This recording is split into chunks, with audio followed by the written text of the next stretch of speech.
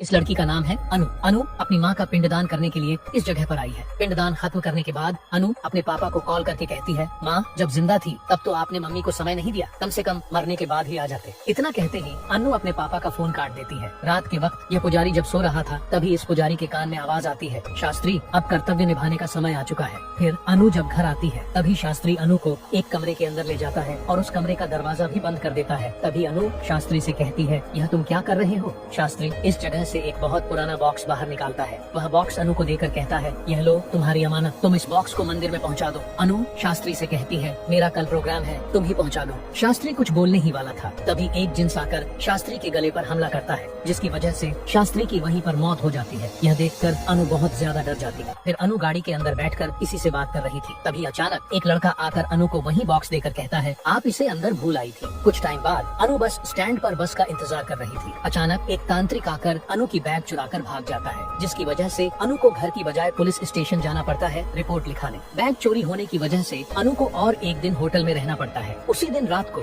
वही तांत्रिक आकर अनु को उसकी बैग लौटाता है और तांत्रिक यह भी कहता है, मंदिर जाने में ही तुम्हारा भला है, जल्दी से उस बॉक्स को मंदिर के अंदर रख कर आओ। इतना कहकर तांत्रिक उस जगह से चला जाता है। तांत्रिक के जाने के बाद अनु सोचती है, आखिर क्या है इस बॉक्स में? तभी अनु को अपनी साइड के कमरे से किसी की आवाज सुनाई देती है। इस लड़के का नाम है मित्रम। यह अपनी गर्लफ्रेंड से फोन पर बात कर रहा था। अगले दिन सुबह मित्रम की मुलाकात होती है अनु से। फिर ये दोनों बात करने लगते हैं। अनु मित्रम से कहती है, मेरा एक काम है, तुम चलोगे क्या मेरे साथ? अनु की बात सुनकर मित्रम भी एक ही बार में मान जाता है। फिर ये दोनों जब जा रहे थे तभी कुछ लड़के आकर अनु को परेशान करने लगते हैं। अनु गुस्से में आकर कहती है, काश आगे जाकर इनका एक्सीडेंट हो जाए। अनु के मुंह से यह बात निकलने के बाद सच में आगे जाकर उनका एक्सीडेंट हो जाता है। इसे देखने के बाद कार के अंदर के सभी लोग पूरी तरह से हैरान हो जाते हैं। अगले सीन में रुद्रपति अपने बेटे से कहता है, मंदिर का दरवाजा हमारा ही खानदान का कोई खोलेगा, लेकिन जो खोलेगा उसकी पापा की मौत हो जाएगी। यह सुनने के बाद रुद्रपति का बेटा कहता है, आप ही इस घर के बड़े हैं और आप ही मंदिर के बारे में सबसे ज्यादा जानते हैं। अगर मैं मंदिर का दरवाजा खोला तो आपकी मौत हो जाएगी। मैं सब कुछ जानकर ऐसा नहीं कर सकता। फिर रुद्रपति कहता है, तुम्हें ऐसा करना होगा। अगले सीन में अनु उस बॉक्स को लेकर मंदिर पहुंचता है। फिर उस पुजारी के हाथ में यह बॉक्स देकर कहता है, तुम इस बॉक्स को मंदिर के अंदर रख दो। पुजारी को पता था अगर वह मंदिर के अंदर बॉक्स रखने गया तो उसके पापा की मौत हो जाए, इसलिए शंभू उस बॉक्स को नहीं लेता है। फिर अनु उस बॉक्स को मंदिर के बाहर रखकर चली जाती है। यह लोग जब मंदिर से बाहर चले जाते हैं तभी एक चोर आकर उस बॉक्स को चुरा लेता है और गांव के मुखिया के पास ले जाता है। थोड़ी देर बाद मुखिया उस बॉक्स को देखकर कहता है, तुम इस बॉक्स को मेरे पास रख दो, मैं देखता हूँ। इधर अनु गांव से निकलने की कोशिश कर रही थी, लेकिन किसी न किसी वजह से वह नहीं निकल पा रही थी। कभी अनु की कार बंद हो जाती तो कभी उसकी बस छूट जाती,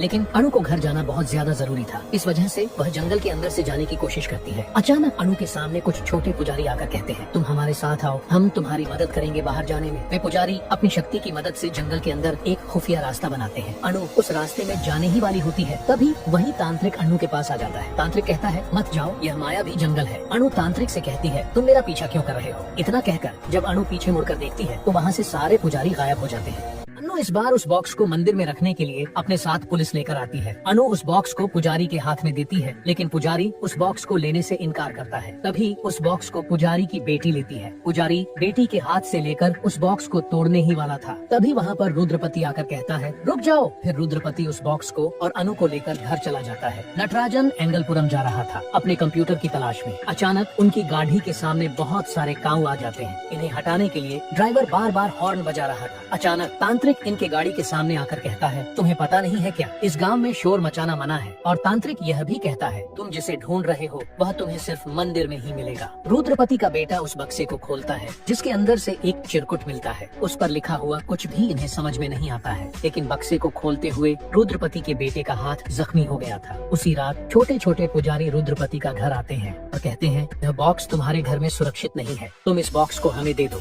रुद्रपति उनकी बातों में आकर बॉक्स दे देता। नटराज को पता चलता है उसका कंप्यूटर गांव के मुखिया के पास है। इस वजह से तांत्रिक की बात न मानकर वह मुखिया के घर जाता है। एक आदमी घर से बाहर आकर कहता है, कौन हो तुम? नटराज का ड्राइवर कहता है, यह एक डॉक्टर है। फिर वह आदमी कहता है, पीछे के घर जाओ। पीछे के घर जाते ही मुखिया की पागल पत्नी कहती है, मुझे पता था तुम आओगे, मेरे बेटे ने जमीन के नीचे से बताया था कि तुम लोग आने वाले हो। तभी अचानक उस घर के अंदर मुखिया आकर कहता है, कौन हो तुम? नटराज कहता है, मुझे पता चला, मेरा कंप्यूटर तुम्हारे पास है, बस उसे ही लेने आया हूँ। रात के वक्त अनु खाना खाते हुए रुद्रपति से पूछती है, आखिर क्या क्या है उस बॉक्स का राज? रुद्रपति कहता है, बहुत साल पहले कुछ तांत्रिकों ने उस बॉक्स को बनाया था। उस बॉक्स की रक्षा करने के लिए उसकी चाबी कुछ खानदानों को दे दी गई थी। उनमें से एक खानदान तुम्हारा भी है। रुद्रपति का बेटा खाना नहीं खा पा रहा था, जिस वजह से उसकी बेटी उसे खाना खिला रही थी। अचानक एक निवाला हाथ के ऊपर गिरते ही वह उसके हाथों से छूट जाता है। उसके बाद रुद्रपति जो कहता है, मित्रम वीडियो कॉल पर अपनी गर्लफ्रेंड से बात कर रहा था। नेटवर्क न होने की वजह से मित्रम जंगल के अंदर जाकर बात करता है। अचानक मित्रम के फोन पर एक लोकेशन आता है। मित्रम की गर्लफ्रेंड कहती है, जल्दी जाओ, कोई तुम्हारी इंतजार कर रही है। ये सुनने के बाद मित्रम बहुत ज्यादा खुश हो जाता है। गांव के मुखिया नटराज से कहता है, आखिर क्या है उस कंप्यूटर में जिसके लिए तुम इतना दूर आए हो? नटराज मुखिया से झूठ कहता है, उस कंप्यूटर में मेरी कंपनी का कुछ फाइल है। इस टाइम मुझे उस फाइल की बहुत ज्यादा जरूरत है। छोटे छोटे पुजारी जाने के बाद पुजारी की बेटी घर के अंदर आती है। रुद्रपति कहता है, बेटी तुमने उन पुजारियों से आशीर्वाद तो लिया है ना? पुजारी की बेटी कहती है, मैंने तो किसी को नहीं देखा। यह बात सुनने के बाद रुद्रपति और उसका बेटा बहुत ज्यादा हैरान हो जाते हैं। अनु का बैग गांव के मुखिया ले गया था। उस बैग को लेने के लिए अनु गांव के मुखिया के घर जाता है। गांव का मुखिया अनु से पूछता है, कौन हो तुम